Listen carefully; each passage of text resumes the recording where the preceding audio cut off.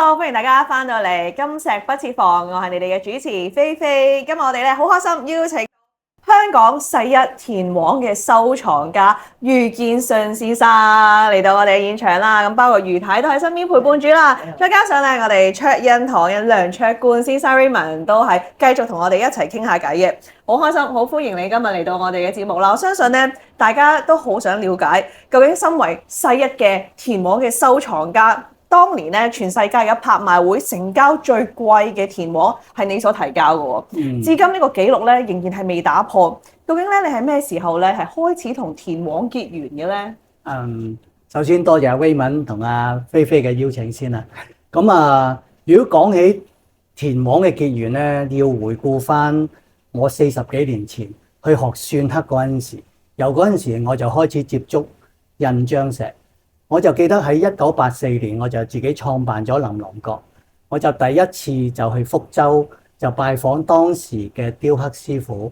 就嗰陣時開始認識咗好多唔同品種嘅壽山石。由嗰陣時就開始認識咗田黃啦。喺嗰陣時我又聽到原來田黃石有個稱號嘅，佢叫石中之王。哇！呢個名係咪好霸道？好勁啊！同你世一嘅稱號一樣咁勁。多謝。但係佢呢個稱號咧，原來係由清朝嗰陣時乾隆年間已經係被田黃稱為石中之王，所以佢呢個名吸引咗我去了解，究竟一嚿黃色嘅石頭點解佢會可以稱得上係石中之王咁霸道咧？咁我由嗰陣時就開始去研究田黃石嘅石質。佢嘅歷史背景、佢嘅文化、佢嘅工藝，由嗰陣時就深深愛上咗田黃石啦。咁所以咧一路研究就研究咗咁多年啦，都係咧變成咗即係由慢慢由開始熱愛啦，到成為世一都係一段好漫長嘅過程嘅修練啦。咁我知道咧，作為一個收藏家，對於自己嘅藏品應該係會有一個瘋狂嘅熱愛啊，好似我哋任何中意夢想去追尋嘅一啲熱愛嘅事物一樣啦。咁當其時咧，呢一件轟動全球嘅田黃嘅藏品，你又點樣同佢結緣嘅咧？咁但係啦，又都想問一問，咁珍貴嘅嘢，去到最後點解你又可以忍心去割愛？有陣時自己嘅心頭好似一忽肉咁，好難割捨㗎嘛？點樣可以做得到咧？咁問得好好啊！首先咧，我好中意菲菲你講，即係我哋玩石頭係用修練呢兩個字，即係我好聽到，即係我覺得。係喎，其實個過程係一個修練嘅過程嚟嘅。即係我講翻即係對石頭嘅瘋狂熱愛先啦。我哋要對石頭首先有個瘋狂嘅熱愛，但係有兩個字好緊要嘅，就係石緣啦。呢個緣分同石頭咧，你一定要有，再要加上收藏家嘅基本3個基本要素，就係眼力、財力同埋魄力，我哋缺一不可。如果我哋有齊呢個咁多個即係嘅因素咧，我哋收藏嘅嘢咧就絕對就唔會係差得去邊啦。我記得喺30年前度啦，呢對。你講嘅係世界呢個紀錄，呢個係一個田黃對章，係一個個樓頭咧係一個康熙年間嘅一個好出名嘅雕刻師叫董倉梅。個邊款咧就係一個當時好似係一個進士嘅叫林傑，呢個書法家好大名嘅。個底印先犀利，個底印就係末代嘅恭親王佢嘅自用印嚟嘅。其實呢對章就係由清朝，其實記錄咗整個清朝從康熙年間到晚清年間嘅一個經歷嘅。我記得當時咧，我點解會擁有呢對章咧？我諗翻起咧，當時如果冇記錯咧，包括我在內啊，有5個好有實力嘅即係行家啦，對田黃亦都係好資深嘅認知嘅。都好想去擁有呢對章，咁最嬲尾兜轉轉，我就通過咗台灣一個朋友，我當時咧係冇見過實物嘅，我係只係憑一張照片。我見到呢個照片嗰陣時，我就真係朝思夢想，着迷啊！着咗迷，仲慘過初戀。太太唔好呷醋，係對田螺嘅熱愛，近乎佢知嘅，係啊，知啊嘛，係接受咗啦，已經我對佢同佢一齊去戀嘅，哦，係啊，都係共同去戀嘅，哦，係啦好浪漫啊呢時間個，相遇嘅，係好浪漫呢個結局，冇錯冇錯係。咁啊，我就即係終於兜兜轉轉通過朋友嘅即係台灣朋友嘅介紹，終於就落咗喺我手嗰度咯。咁你講話至於點解去即係咁深愛嘅嘢我願意去割愛咧？其實喺經營我嘅藝術品生涯當中咧，我係悟咗好多嘅人生嘅哲理嘅。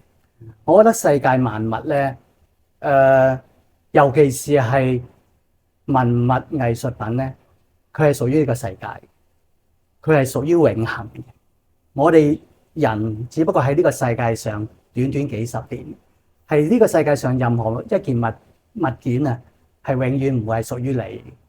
所以我覺得最重要就係呢件物件喺你手嗰度，可唔可以發揮到你同佢產生一個火花，就發生咗對呢件嘢產生咗佢嘅最大價值。呢件嘢而影響到其他嘅收藏家。咁啊，嗰陣時就啱啱係2016年啊。如果阿 Raymond 你要知啊，2016年咧，因為即係14年開始個老撾石出現咧，佢影響咗成個壽山石啦，同埋田黃嘅行情啊，一路下滑。咁啊，到2016年，咁啊市場都其實一蹶不振嘅。咁啊，當年咧就啱啱碰上係佳士得佢30週年慶。我仲記得咧，當年就係一個總監，佳士得嘅總監，同埋陳良玲，你唔知你有冇聽過啦？而家係拍賣女神嚟㗎。佢咧真係佢哋兩個咧真係好三顧草廬嚟到我琳琅閣嗰度，就想我提供呢對對章俾佢哋拍賣，就作為佢哋30週年慶一個重頭戲拍賣。我都考慮咗好耐，咁啊。基於我自己諗下啊，喺咁低微嘅時間呢對對章去拎出嚟，其實好多人都講話呢對對章你嗰陣時拎出嚟係一個好大嘅冒險㗎喎。咁我反而咧，我當時就覺得其實喺老撾石出現之後咧，我覺得喺壽山石點解會咁一蹶不振咧？尤其是田黃咧，因為佢比老撾石類似田黃嘅石頭咧，就打得好犀利。咁我覺得我反而嗰陣時我諗咧就係喺嗰段時間，喺低微嘅時間，我要喺市場上俾人哋知道田黃石喺民間係有一件咁頂級嘅物件，喺民間收藏嘅。咁啊，俾更多嘅收藏家知道田黃石原來除咗博物館。即係咁我哋知道啦，故宮有3連章啦，台北有個九毒啦。咁啊，民間咧其實而家都流傳啊，大家都知原來有對龍鳳對章。咁啊都不負眾望嘅。咁啊真係一石激起千層浪。呢次拍賣咧，真係估唔到係創咗個世界紀錄。咁啊，對成個田黃嘅行業其實係一個好正面嘅影響啊！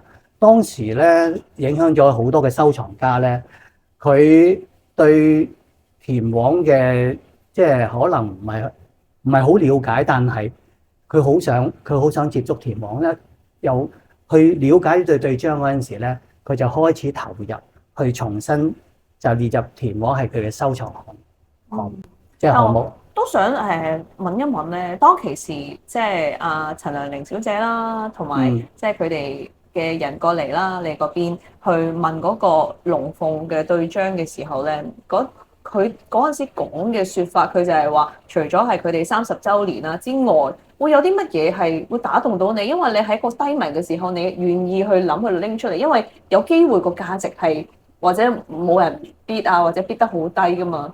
咁你嗰陣時嘅諗法係啲乜嘢咧？嗱，其實咧。佢哋呢兩位都係即係好出名嘅喺古董界啦，同埋拍賣界啦。佢真係有一樣嘢就最嬲尾係吸引咗我嘅。佢就首先咧，佢話余生，因為佢哋嘅佳士得嘅關係咧，佢認識好多好頂級鑑證工程嘅物件印章嘅老師嘅。咁就佢就當時咧，佢話阿余生啊，你即係俾唔俾我哋拍？另外一件事，你攞嚟俾我哋，我同你簽收咗先。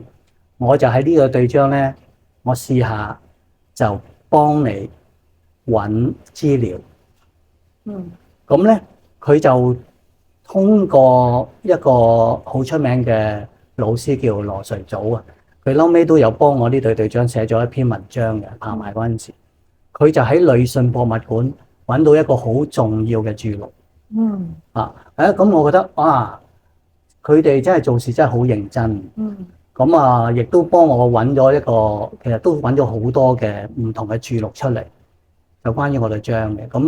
咁就我覺得人哋都咁有誠意啦，咁我就即係答應佢咯。即係佢哋做事認真啦，即係幫你揾咗呢啲嘅註錄，即係代表佢哋有信心係可以有一個高嘅價錢。冇錯。講到價錢嘅問題啦，咁我哋咧拋開啲藝術再加上咧有少少嘅價錢嘅問題啦，都想問下啦。咁當其時咧，你去收呢一個當然係熱愛為先啦，但係個價格又可唔可以透露下？當其時你收翻嚟係大概係幾多錢？當時百幾萬啦。百幾萬係幾多年嘅時候嚟？90年代。90年代初嘅時候嚟。90年95年到啦。95年。咁百幾萬啦。咁當時我都通過一個中介嘅呢個台灣朋友嘅，咁我就俾咗10萬蚊嘅中介費佢。就係。咁去到最後，即係佢哋嘅能力底下，呢一個嘅拍賣，我知道係即係超乎而家係已經破紀錄㗎啦。咁個破紀錄嘅價錢又係8500幾萬。